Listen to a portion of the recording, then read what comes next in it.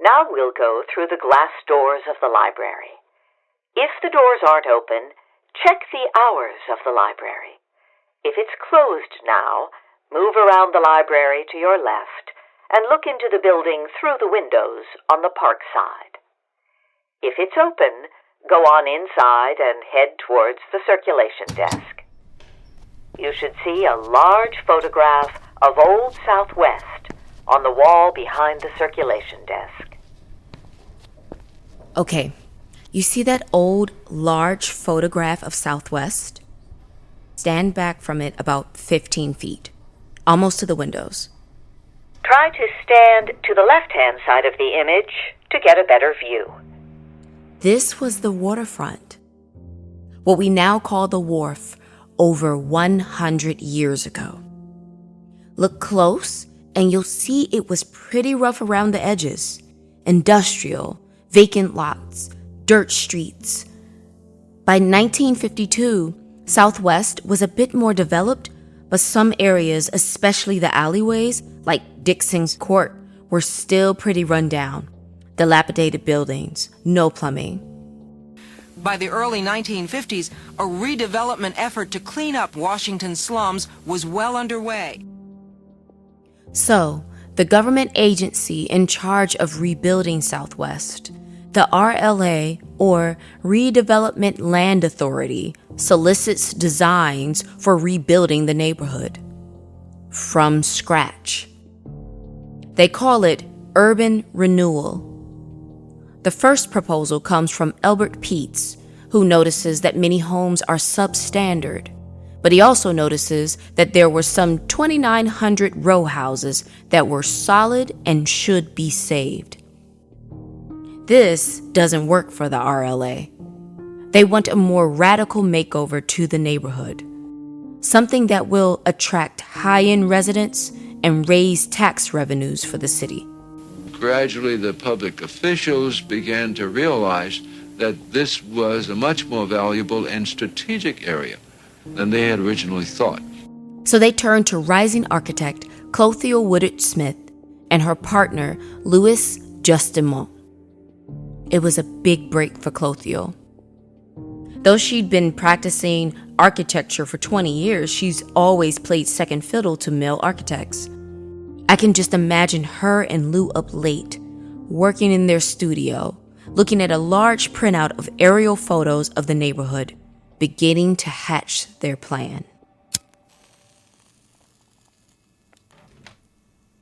So we've got 427 acres here, and it seems they're proposing a total clearance.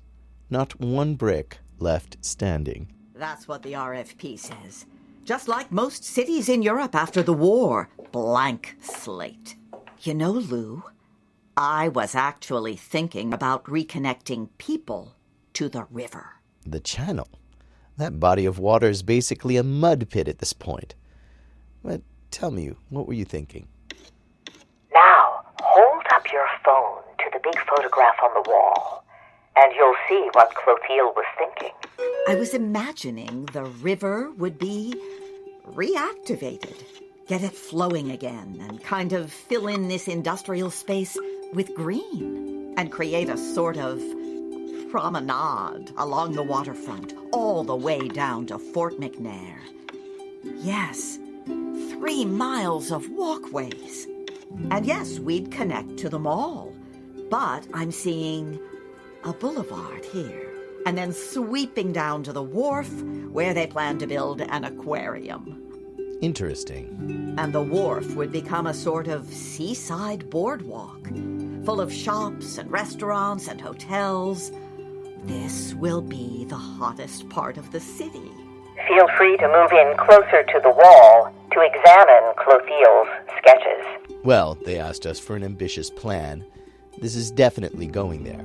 Ah, but the crowning idea is a bridge across the channel. Kind of like the Ponte Vecchio in Florence, but wider, with more shops, lights. A floating mall.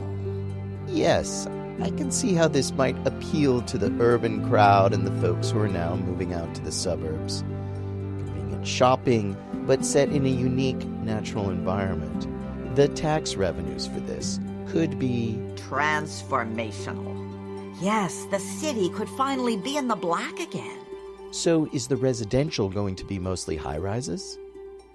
I'm seeing a mix of high and low-rise structures, like they're doing in Caracas. Not just endless repetition of towers. The plan would involve variety and surprise. And down here, we build a marina. A marina going into an apartment complex. You step out your door and onto your boat, just like in Venice. Okay, you can put your phone down now. And how affordable are you imagining this to be? Lou, I think we should make Southwest as high-end as possible. It's beautiful, Clothiel, but they'll never go for it. They're asking that 1/3 of the units be for lower-income housing. That's preposterous. I know that. The American city is on the decline. People are fleeing to the suburbs. If they don't want to stop hemorrhaging tax revenue, they should have just accepted Pete's plan, slapped a coat of paint on this problem, and called it a day.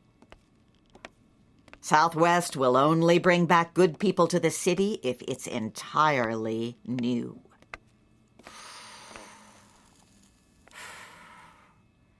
They created a plan that was entirely new, unapologetically and radically altering the neighborhood's layout and its residents.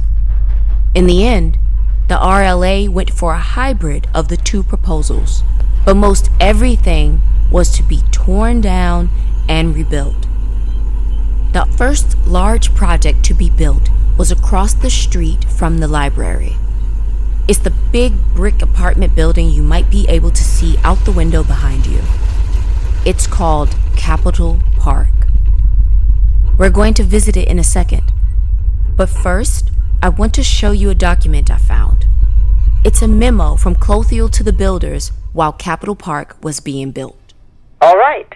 Do you see the stairs behind the circulation desk? Take them upstairs. Pause the tour and press play when you are at the top of the stairs.